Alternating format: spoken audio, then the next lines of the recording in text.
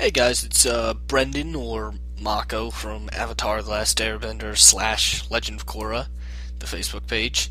Gonna do my episode commentary for The Boy in the Iceberg for the 10th anniversary. I haven't really done much in audio commentary in the past, so we'll just see how this works out. But I thought it would be a nice thing to do for the 10th anniversary of this show. Okay, so starting the show now. Get the nice intro.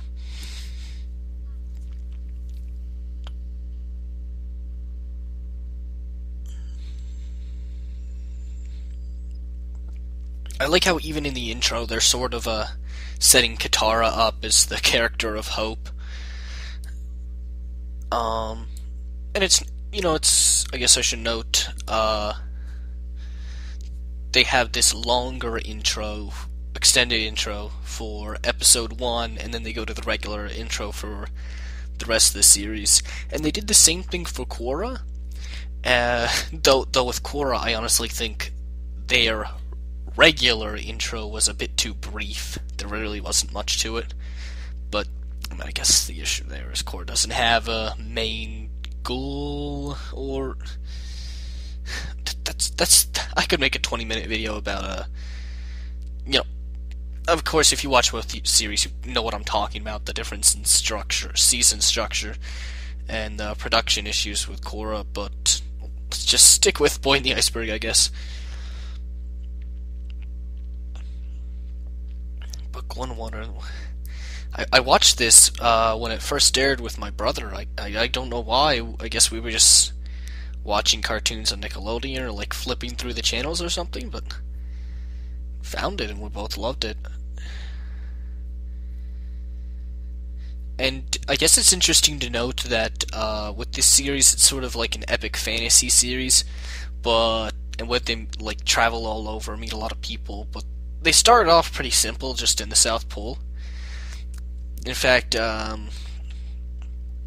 guess considering they go to the Southern Air Temple next, they never really go meet too many people until the 4th episode, which I think is the Warriors of Kyoshi, either that or King Boomy, I forget. I think it's Kyoshi. Do like the humorous series. There's Sokka for you.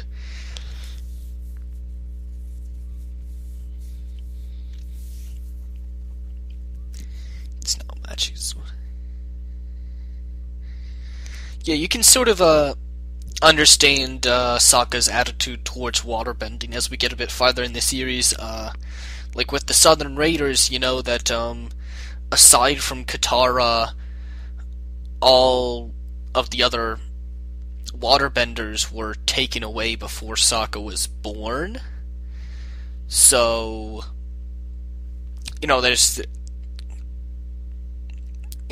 that's why he views it in that fashion. Just watching it now, this sort of reminds me of what they did with Bato in his episode, except less successfully since they crash.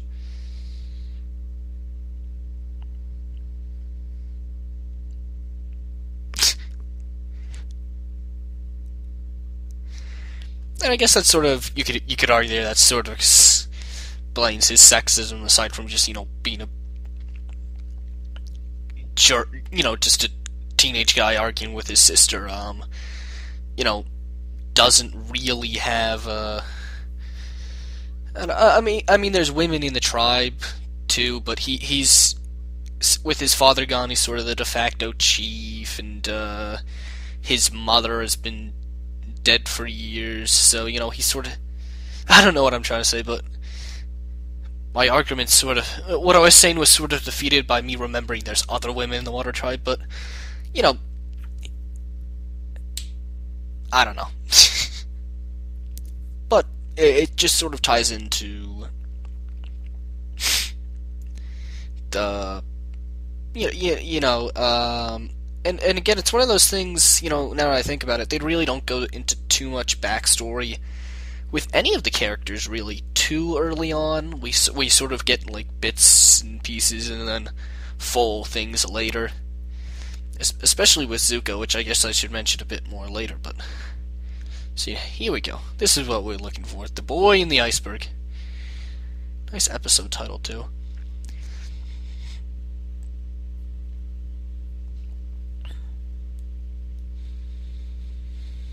And then you got, like, Sokka, Moore's... You know, Katara being the carrying person, she's just run forwards to help. Sokka's a bit more reluctant because, you know, it could be dangerous.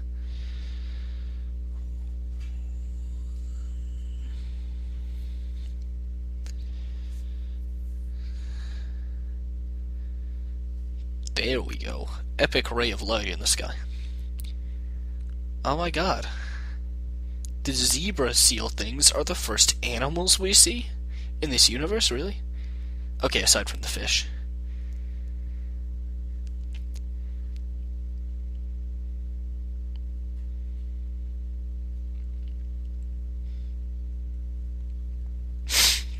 And then when you go later in the series, you learn about like the Fire Nation, the Avatar's backstory.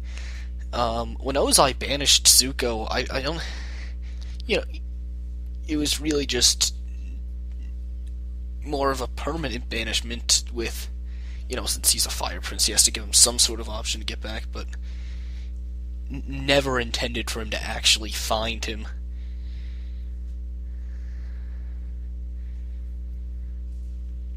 I guess they don't give Iroh too much to work with in the first two episodes. It's more around the third episode where you get a bit more. I mean, you know, he teaches Zuko a bit, and then they get a couple jokes out of him. Sokka's poking him with a stick.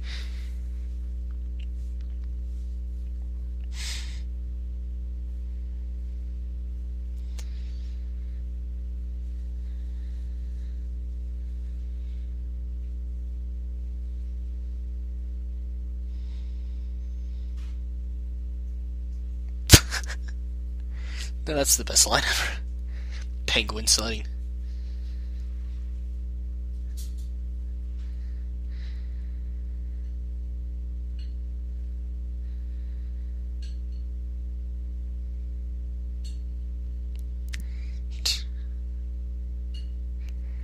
Appa.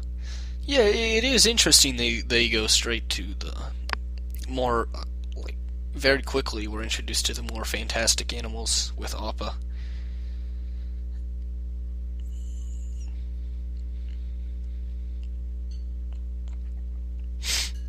Appa's awesome.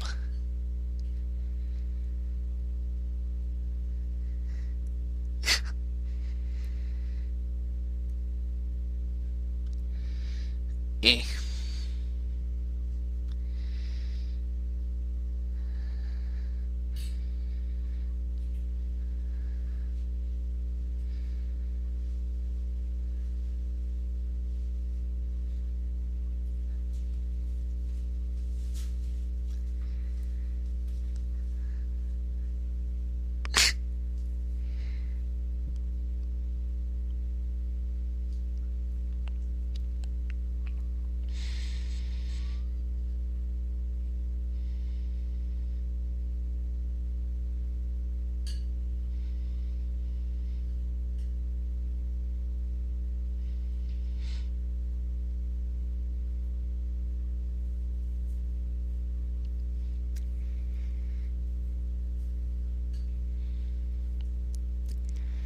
And again, like, seeing an airbender, and just sneezed and flew in the air, that's completely out of the realms of anything Sokka would have experienced. So it's like, you can just imagine Katara's sort of, like, putting him down for being a skeptic and paranoid, but it's completely understandable.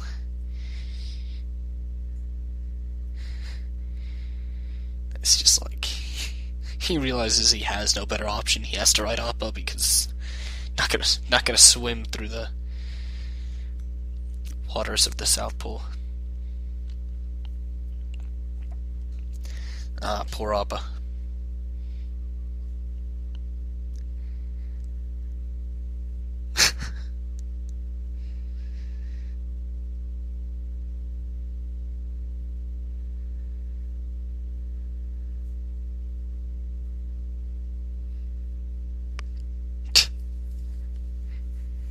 Sokka calls Katang before it's, what, 60 episodes in advance.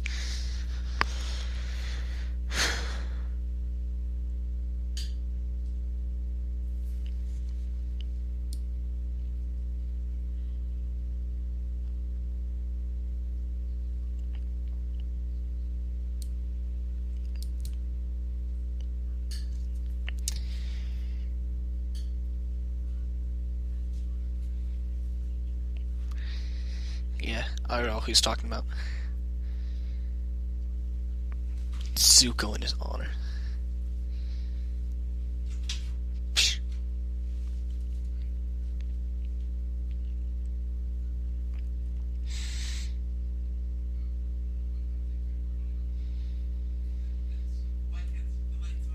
You know, I guess this is nice. It's about like a little over 10 minutes in, and it gives a little more of a quiet, soothing music. Nice talking scene.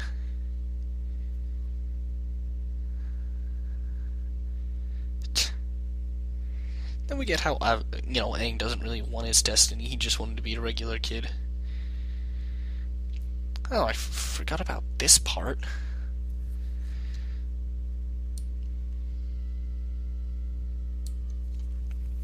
I completely forgot. Oh, yeah, then he wakes up and...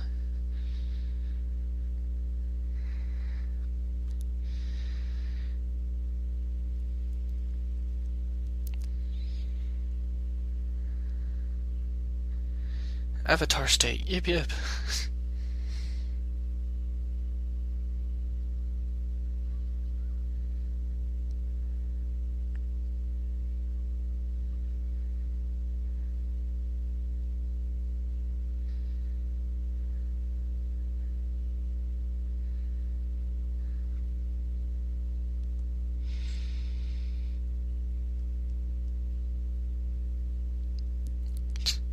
The entire southern watershed. Yeah, a couple women and their kids. Again, I think Sokka and Katara are like the only people over the age of 8. Ah, Gran.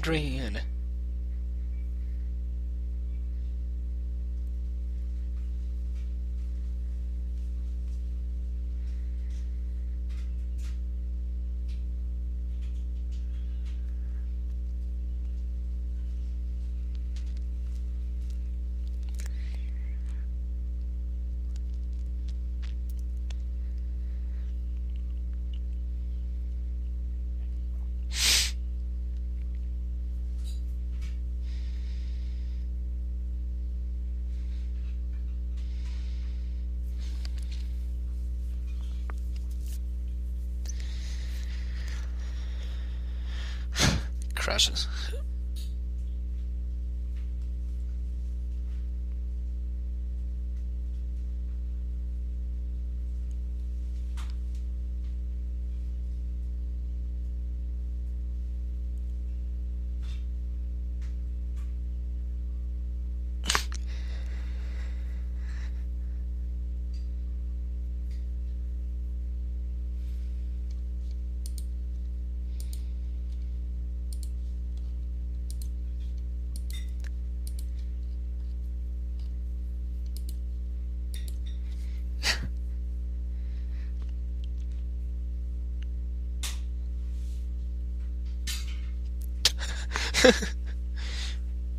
Love that joke too when his tongue stuck to the airbender staff.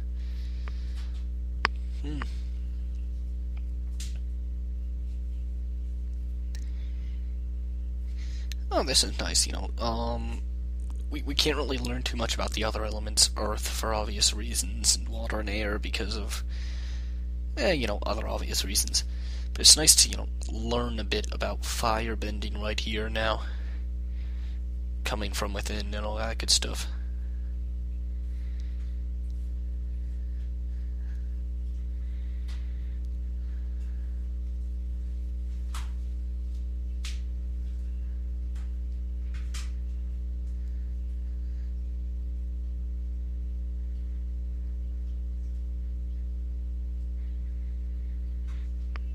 Zuko being a dick dino.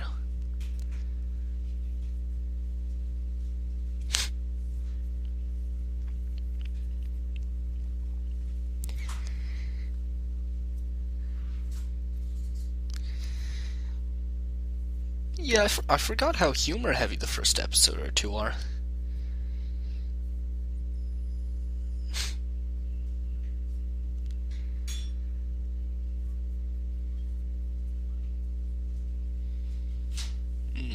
And later episodes usually try and stick away from the you know body humor, the Appa sneezing, the pee jokes. Thankfully, Korra brought that back in Storm with fart bending.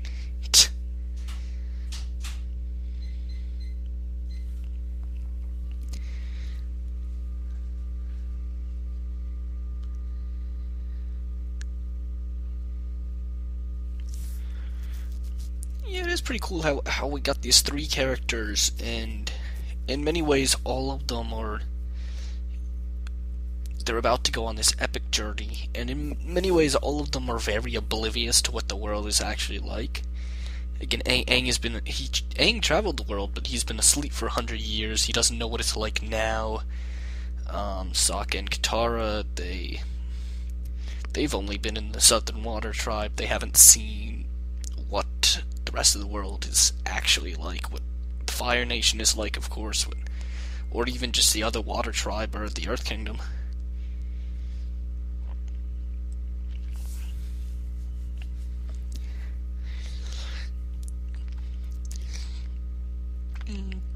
And I like how even with penguins that aren't really a hybrid of anything, or given a specific different name, they're just called penguins, but they happen to have an extra pair of flippers.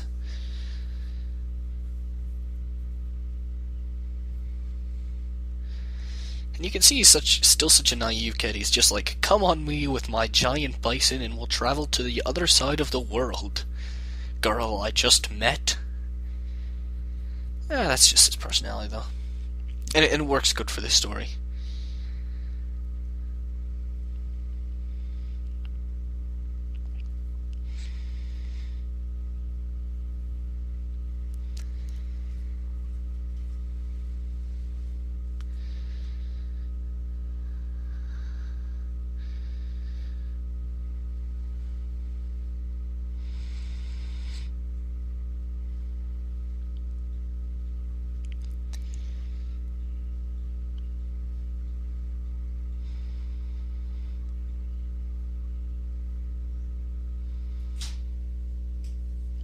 Yeah.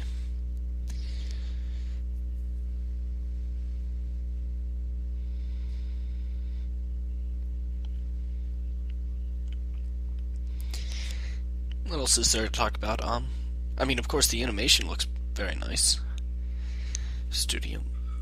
Oh, well, here we go. See, that image is just, like, so imposing.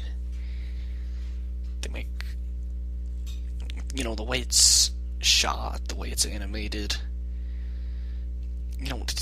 It's casting a shadow, which, it would naturally cast a shadow, but just makes it feel that much more imposing.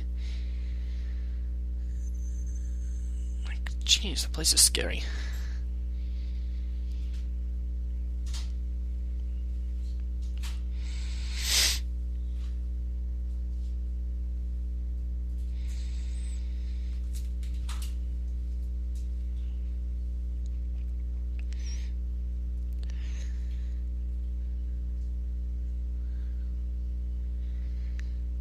Wow, this is scary.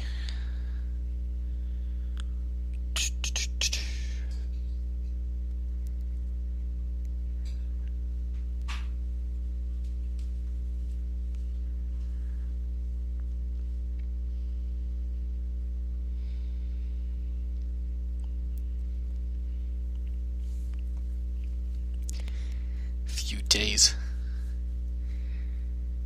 How would that even make sense, Katara?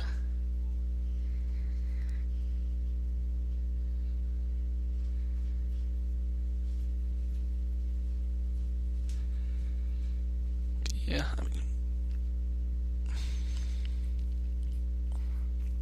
when that realization hits him,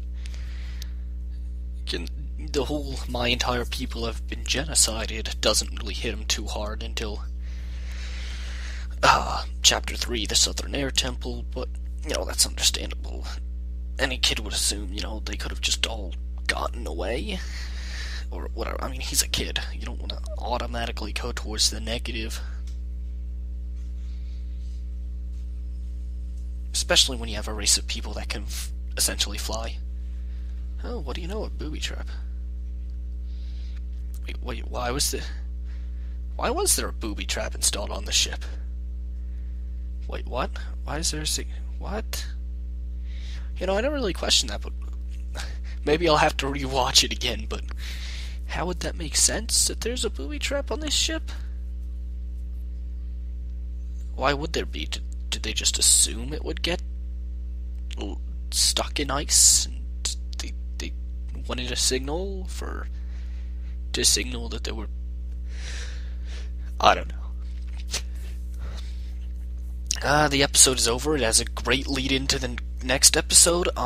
This and the first two, again, there are much better episodes to come in the series, but, thankful for these two episodes, and on their own merits, they are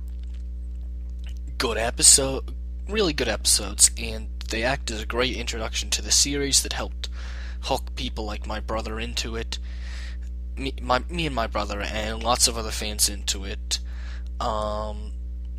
Again, happy 10th anniversary, all those Avatar fans out there. If you want me to, I don't know how well this really turned out, but if you want me to do the commentary for Avatar Returns, which also aired on this day, just let me know within, like 3 or 4 hours. And if you really liked it and want me to continue, maybe I could try to, if I have the time, do a couple more episodes. Again, I would have a lot to talk about with the Southern Air Temple, I guess, since must have mentioned that a couple times in this.